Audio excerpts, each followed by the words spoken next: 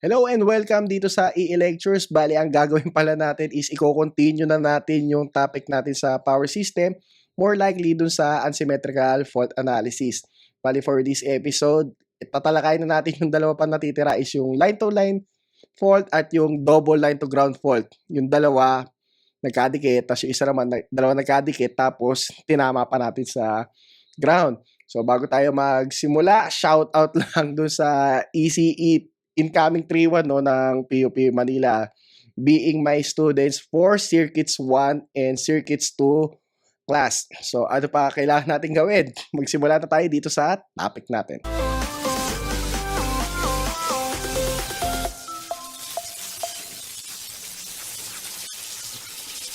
Okay, bali for this topic, no, ang pag-uusapan na natin is yung line-to-line at yung double line-to-ground fault. So, tara, atakin na natin yan. So ngayon, bali ang gagawin natin, kukuha tayo ng dalawang pase no, na pagbabanggay natin para magkaroon tayo ng line to line. So yung dalawang linya nagkadikit pero hindi sumama dun sa ground. So pwede tayo magkaroon ng ganitong fault. So magre-result siya sa isang unbalanced fault no, o yung unsymmetrical fault. Or let's say the conditions created by this fault will lead to. So, syempre, di ba, doon sa short circuit point, meron tayong potential difference na VB minus VC. So, since short circuit point yun, di ba, mangyayari, zero yung equivalent niya. So, once na i-transpose natin yung VC sa kabila, edi yung magiging equation natin, VB is equal sa VC. And then, since open circuit yung IA, edi is equals to 0 siya. And then, yung sa short circuit point natin, magsasama yung IB at IC. So, current entering, di ba, equals current leaving. Okay? Kaya lang, nagtagpo yung dalawa, edi plus sila, tapos wala naman nag-leave. So, is equals to 0. So, once na i-transpose natin yung IC sa kabila, magre-result yan sa IB is equals to IC. So, ngayon, bali, i-interpret natin sila in terms dun sa phase A. So, ngayon, magsimula tayo kay VB at VC. Since equal sila, di ba? So ngayon, i-interpret natin sila in terms of phase A. So kuha na tayo ng ballpen natin. So para sa VB, edi lalabas yung representation natin no as phase A. Edi A squared VA1 plus A VA2 plus VAO. Tandaan, since wala naman tayo connection sa ground, wala tayong presence ng VAO. So, bali, tanggal to. And then, in terms naman dun sa VC, bali, meron tayong A, VA1 plus A squared, VA2 plus VAO. Pero since, di ba nga wala connection sa ground, tanggal na to. And ngayon, kapag in-arrange natin yan, lalabas, meron tayong A squared minus A. Yung ililipat natin yung sa VA1. So, VA1 is equals, ito naman, kapag lumipat sa kabila, edi lalabas A squared minus A VA2. So, ngayon, di ba, pwede natin makancel to. So, we can say na yung positive network natin, yung voltage niya is equal dun sa negative sequence network. Edi, ibig sabihin, di ba, yung positive sequence network natin na kung saan impedance at source, diba, ipaparallel natin more on dun sa negative, which is comprised of impedance lang. Based dito sa equation na to. So ngayon, ano naman yung makukuha natin sa IB plus IC? So ngayon, ang gagawin natin dyan is i-express din natin siya in terms of IA. So bali, same lang. Okay, kaya nga lang, diba, ito naka-negative eh. So ngayon, simulan muna natin dito. Okay, IB plus IC is equals sa 0. So, papalitan lang natin to ng I, no? So, A squared IA1 plus A IA2 plus IAO. Pero tandaan, wala kang presence yung 0, di ba? E di wala na to. 0 na to plus yung IC, which is yung A IA1 plus A squared IA2 plus IAO. So, equals natin yan sa 0. Eh, dahil wala yung IAO, tanggal na rin natin to. So, ngayon, once na i-simplify natin yan, meron tayong A squared plus A IA1 plus A squared plus A IA2. Okay? Is equals to 0. Tapos, itong A squared plus A na yan, kapag pinerform mo sa calculus, magre-result yan into negative 1. So, ibig sabihin, yung magiging equation natin is negative IA1, diba? Minus IA2. Okay? Is equals to 0. Or pwede natin i-negate yan, lalabas, diba? IA1 plus IA2. So, naka-parallel sila, diba? Is equals to 0. Or let's say, yung IA1 is equal sa negative IA2. Equal sila, pero reverse ng direction. Eh, ibig sabihin, diba? Kapag kinonstruct natin yung circuit, pwede natin sila i-parallel para equal yung voltage drop, diba? Yung BA sa BA2. And then, in terms naman doon sa current, pasalubong yung dalawa. Parang line to line, fault nga. Okay? So, ngayon, lipat na tayo doon sa pag-determine natin ng fault current. Okay, so, based nga doon sa mga equation na dinerive natin kanina, diba? Nire-reveal niya na yung sequence impedance natin should be connected like this. Or yung katulad ng ginawa ko doon sa kabilang slide. So, parallel circuit sila, or mukhang series circuit, diba? Na kung saan, ayun, magkasalubong yung dalawang kuryente. So, ngayon, aalamin na natin yung fault current. So, bali sa fault current natin, it's either IB lang is equals sa negative IC. So, bahala ka kung sino na alamin mo, si IB or si IC. So, for this, ang gawin natin, alamin na lang natin si IB. So, for IB is equals sa A squared IA1 plus A IA2 plus IAO. Pero 'di ba, wala nga tayong zero sequence do sa network natin, tanggal na 'to. And we know 'di ba yung IA1 is equal sa negative IA2, or we can say na yung IA2 is equals dun sa negative IA1. So pwede natin siya ilipat dito. So magkakaroon tayo ng equation ngayon na A squared IA1 minus A IA1. Hindi pwede na natin to ihugutin. Okay? So, lalabas IA1 multiply by A squared minus A. Ayan yung value ng IB. Ngayon, gawin natin, damputin natin yung calculus. I-perform natin to A squared minus A. Kung ano ba equal niyan. So, ito na yung makapangyarihan na calculus natin. Lipat lang tayo ng complex. Okay, so bali 1 bar negative 120 minus 1 bar 120. So, 1 bar 120. So, magkakaroon tayo ng sagot. So, more on, no? Ano yan? Negative J square root of 3. Kasi, negative 90. Or we can say na yung IB natin is negative J square root of 3 IA1. So ngayon, kapag tinignan natin yung circuit, diba? Series circuit lang yan eh. Madali lang interpret yung IA1. So yung IA1 natin is technically E all over Z1 plus Z2. Okay, so once nailipat natin dyan, yung fault current natin na equal sa IB is equals to negative J square root of 3 multiply by E all over, so Z1 plus Z2. So, yan na yung magiging formula natin para sa line-to-line fault current natin. So, diretsong salpak lang yan. Kuha mo na kagad yung magnitude ng line-to-line fault. So, ngayon, ang sunod naman natin is yung mga phase voltages natin. Phase voltages at fault. Since the generated EMF is of positive phase sequence, only the sequence components of EMF in phase A are. So, ito na siya, no? So, ngayon, i-reflect lang natin as phase A. So, yung VA natin, lalabas na VA1 plus VA2 plus VAO. Pero wala nga tayong, tawag dito, yung zero sequence, diba? So, normally, tanggal na to. And then, yung VA1 natin, kapag nakita natin, di ba, Ayan siya. So, EA or E na lang minus I1 Z1 or IA1 Z1. Di ba yung IA1 natin is E all over Z1 plus Z2. So, E minus, so bali E all over Z1 plus Z2.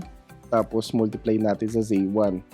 So, once na ma-simplify natin yan, yung magiging sagot natin dyan, makakancel yung EZ1 eh. So, EZ2 all over Z1 plus Z2. Okay? So, yung sa negative naman natin, so KVL ka dyan, 0, tapos minus voltage drop. Minus IA2 Z2. Pero nga, di ba yung IA2 is negative ng IA1. So, negative-negative, magpa-positive. So, bali, EZ2 is equal sa Z1 plus Z2. So, yun nga, di ba? Equal nga yung VA1 sa VA2. So, ibig sabihin, yung VA natin, technically, pag pinagsama natin yan, di ba? Ganito magiging itsura niyan. Dalawa, di ba? So, 2E Z2 all over Z1 plus Z2.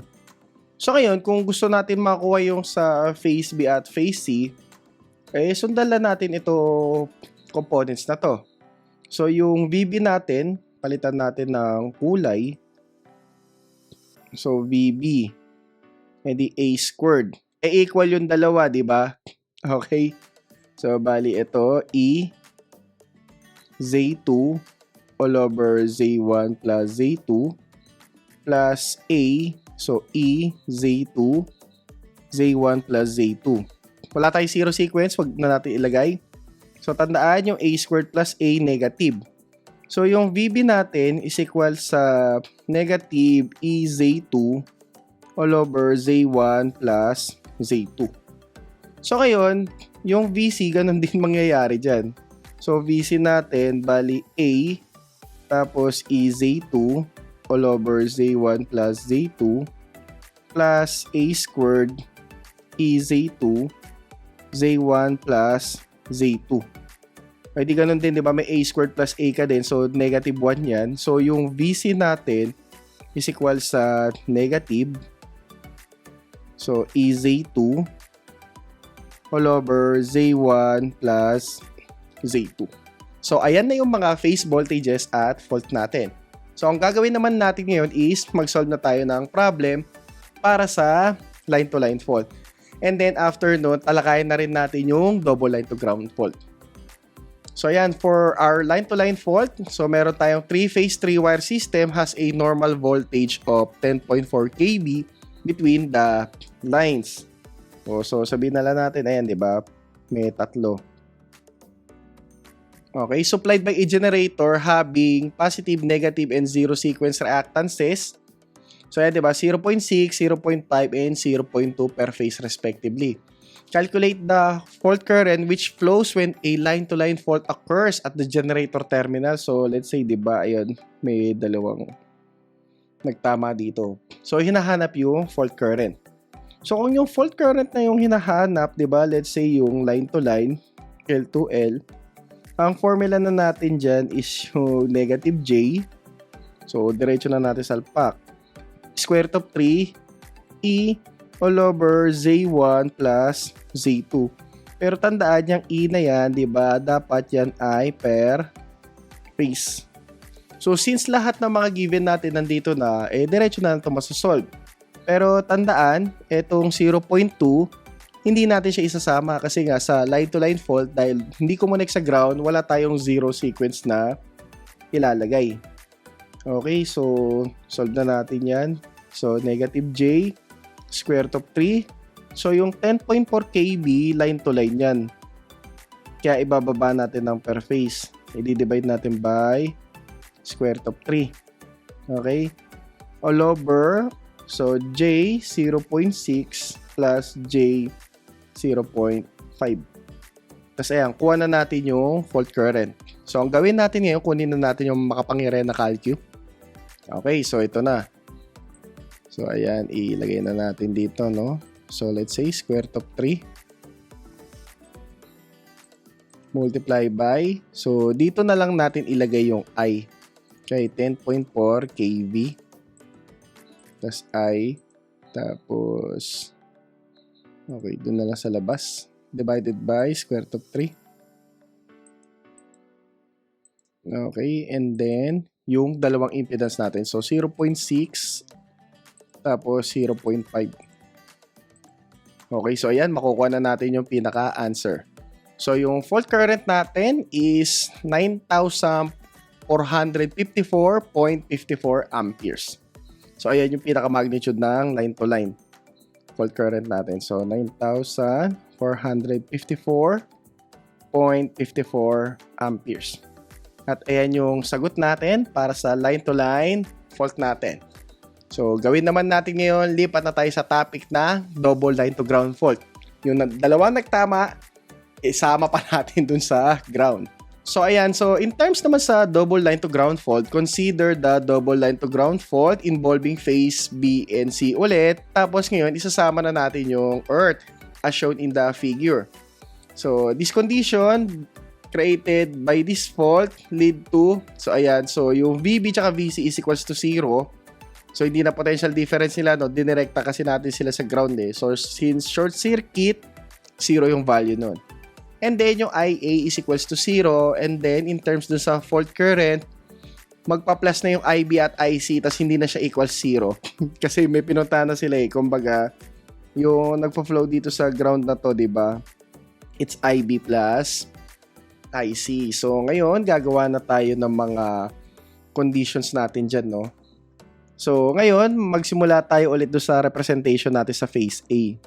So yung VAO is equal sa 1/3 ng VA plus VB plus VC. Pero di ba nga, 0 yung dalawa eh, dahil shorted sila, di ba? So wala na yan. So lalabas yung VAO is equal sa 1/3 ng VA. In terms naman sa positive sequence, so 1/3 bali VA plus AVB plus A squared VC. 0 nga eh. Okay? Hindi tanggal ulit. So, yung positive sequence is 1/3 VA. Magka-equal. And then, last, yung negative. Bali, ulit-ulit yung mangyayari dyan. 1/3 VA ulit yan. Kasi diba, 1/3 VA plus A squared VB plus AVC. Kaya nga lang, diba, 0 nga yung dalawa eh. And 1/3 VA yan. So, ano masasabi natin? Yung 0, positive at negative, equal lahat sila. So, di ba, yung VA1 is equal sa VA2 is equal sa VAO. So, ibig sabihin, yung sequence network natin na positive, negative, at 0, pwede natin masabing connected sila in parallel para masatisfy itong condition na to. Mag-i-equal lang naman yung voltages, di ba, kapag nakakonect ka in parallel. Tapos, in terms naman doon sa IA is equals to 0, di ba, yung IA is equals to 0 is equal siya sa IA1 plus IA2 plus IAO. Di ibig sabihin, di ba, lahat ng mga kuryente sa lubong. So, magpa-plus-plus lahat sila. Lahat current entering, walang leaving. Kaya current entering is equals to 0. So magpa-plus-plus lang. So ayan nga, parallel nga yung connection nila. Okay? So in terms naman do sa fault current, so makikitaan natin yan, no? Bali, gamitin natin ulit si zero sequence. Let's say IAO. Alamin lang natin si IAO. Diba? 1/3. So IA plus IB plus IC. Yung IA nga, di ba, hindi naman nakasalampak doon sa ground. So, 0 to. So, IB plus IC. Tapos, lipat natin yung 3. So, lalabas yung IB plus IC natin is equal sa 3 IAO. So, ibig sabihin, ito pala, di ba, yung fault current natin na IB plus IC is equal sa 3 IAO. Ibig sabihin, di ba, alamin lang natin yung IAO, alam na natin yung double line to ground fault. Imu-multiply lang natin siya by 3. Ganun lang siya kadali. So ngayon, gawin natin, i-derive na natin yung formula para sa double line to ground fault. So ayan, para sa fault current, so ito yung makikita natin, no? So by using circuit analysis, so pabilisin natin ng konti yan, no? Yung IA sub 1, masasabi natin is, ayan, di ba, voltage divided by total resistance. So Z1 plus Z2 ZO all over Z2 plus Z0. Since parallel to, di ba, ito yung simplification nila. Tapos itong combination na to lalabas naka-series sa positive sequence, kaya ganyan siya. So ngayon, kapag sinimplify pa natin lahat yan, ganito na yung magiging itsura niyan. So yung IA1 natin is equal sa E. Okay? So mangyayari ito, denominator to, di ba? Aangat to. So Z2 plus Z0. Okay? All over, so Z1, Z2 plus Z2, Z0 plus Z0, Z1. Yan yung IA1. Or yan yung pinaka-total current natin dun sa sequence network natin na sinimplified for double line to ground. Kaya nga lang, di ba, para malaman natin double line to ground fault, ang kailangan natin malaman is yung IAO. Once na malaman natin IAO, i-multiply lang natin siya sa 3. So, ang gagawin lang natin ngayon is mag-a-apply lang tayo ng current divider theorem para malaman tong IAO na to. Diba? Since parallel naman sila eh. So, madali lang yan. So, ngayon, lalabas yung IAO natin. Pero, diba, kakaibang current divider theorem ito dahil since salubong sila, maglalagay tayo ng negative. So, diba, lumalabas yung total current natin yan is IA1. So, yung IAO natin is technically negative IA1 since magkaiba sila ng direction. So, ngayon, diba, ang parallel is yung Z2 tsaka ZO. E diba sa current divider, kung kanino ka hindi naghahanap, siya yung numerator. Kanino tayo hindi naghahanap? Z2. So, Z2 yung ilagay natin dito. And then, Z2 plus ZO. Pero provided, diba, meron na tayong equation ng IA1. So, masisimplify na natin yung IAO. So, yung IAO natin is equals to, so, negative E. So, Z2, ZO. Okay. All over Z1, Z2 plus Z2, ZO plus ZO, Z1. Okay. And then, i-multiply natin dito sa Z2 all over Z2 plus ZO. So, mangyayari, makakancel pala to. Okay? So, ito pala, i-erase pala natin tong sub 2. Dapat wala ito. E lang dapat siya. Okay? So, ngayon, yung IAO natin, magiging equal siya sa negative E Z2 all over, so parang umiikot ka lang, Z1, Z2 plus Z2, ZO plus ZO, Z1. Pero diba yung fault current natin, FC na lang natin, is equal sa IB plus IC is equal sa 3IAO. So, technically, di ba, kung gusto mo kagad makuha yung double line to ground fault mo, and yung equation mo pala is negative 3 E Z2, so Z1, Z2 plus Z2, ZO plus ZO, Z1. So, ayan na yung fault current natin para sa double line to ground fault. So, ngayon, in terms naman dun sa phase voltages, tignan natin yan sa susunod na slide.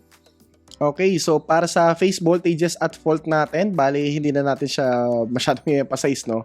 Bali, same pa din, mag-KVL ka lang. So, yung VA1 mo is equal sa E minus IA1Z1. Tapos sa VA2, since walang source voltage, 0 minus IA2Z2. And then, yung VAO is 0 minus IAO-ZO. So, kung nagpapahanap na lang, ayun, i-perform nyo na lang mismo yung calculation, di ba?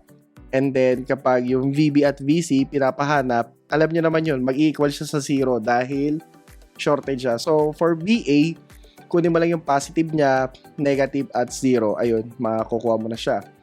So, ayan, dahil natapos na natin yung mga derivation ng formula natin, i-apply na natin yung natutunan natin dito for double line to ground fault. So, more likely, diretso salpak na tayo dun sa derived formula natin. So for sample problem sa double line to ground fault, the per unit values of positive, negative, and zero sequence reactances of a network at fault are 0.08, 0.07, and 0.05 per unit. Okay, determine the fault current if the fault is double line to ground.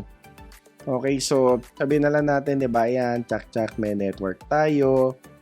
And then, yung dalawang linya niya tumama, tapos tumama din dun sa ground. So, hinahanap, no, yung kuryente dito. More likely yung magiging sagot natin dyan is per unit since wala namang binigay na mga voltages. So, para sa ating double line to ground fault, diba, yung let's say DLG natin is equal sa negative 3E. So, Z2, tapos iikot lang, diba? Z1, Z2, plus Z2, Z0, plus, ayan, so Z0 times Z1. Okay, okay na yan. So, salpak na natin since reference natin voltage, diba? 1.0 lang, 1.0 per unit. And then, yung negative sequence natin.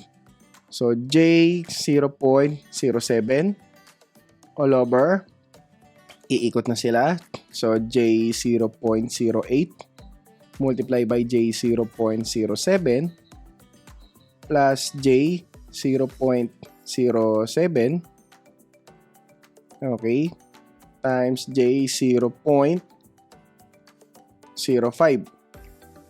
and then plus J 0.05 times dito sa baba J 0.08. So ayan na yung computation natin. And then gawin natin ngayon, kunin na natin yung makapangyarihan na calcu. Okay, so negative 3 tapos times 1 and then 0.07. So lagyan natin I. Ayan, divided by. So, 0.08 I tapos times 0.07 I. So, kung gusto nyo i-store muna yung mga values ng reactances, no, pwede naman. Para kapag dinampot mo siya, puro letra na lang. Tandaan, kapag meron tayong grounded fault, yung zero sequence natin, no, mag-e-expand siya. So, may plus 3 ZE. So, para dito sa problem ngayon, wala naman. So, 0.05 I and then multiply by 0.08 I equals, so ayan, no, 16 or let's say J16. J16 per unit yung current natin para sa double line to ground fault. So, dyan nagtatapos yung lecture natin, no, sa unbalanced fault analysis. Bali, ang gagawin natin siguro sa next lecture, no, para i-send off na tong subject na to, no, bali magsasample tayo ng problem na kung saan hindi na unloaded generator, no, yung mga sample natin. Or let's say, di ba, magkakaroon talaga tayong network na kung saan makikita natin yung buong positive niya, buong negative at buong zero, yung parang ginawa natin doon sa sequence impedances. So, lalagyan na natin siya ng value, tapos ipag-interconnect natin, and then magsosolve tayo ng fault analysis. Kasi ito medyo madali pa to dahil given na yung simplified. Pero dapat, diba, makakita tayo ng problem na kung saan mahasa talaga yung skills natin, lalo na sa circuit analysis. And then, after nun, babalikan ko na ulit, no, yung sa topic ng long transmission lines at yung saglit lang na ABCD constants. And tingin ko for that, okay na tayo sa power system. Siguro kapag may mga extra topics na lang na maisipan sa future, idadagdag na lang natin. Salamat sa pagsama sa amin sa pag-aaral dito sa power system. So yan, so kung gusto nyo ma-refresh at makapag-review, no, ng mga topics na natackle nyo na, so marami tayong playlist dito from DC machine, DC circuits, AC circuits. Kung gusto niyo matuto ng basics ng electrical system design, meron din tayong playlist para doon. So, ano pa ba? So, see you na lang sa mga susunod na episodes natin. Salamat ng marami.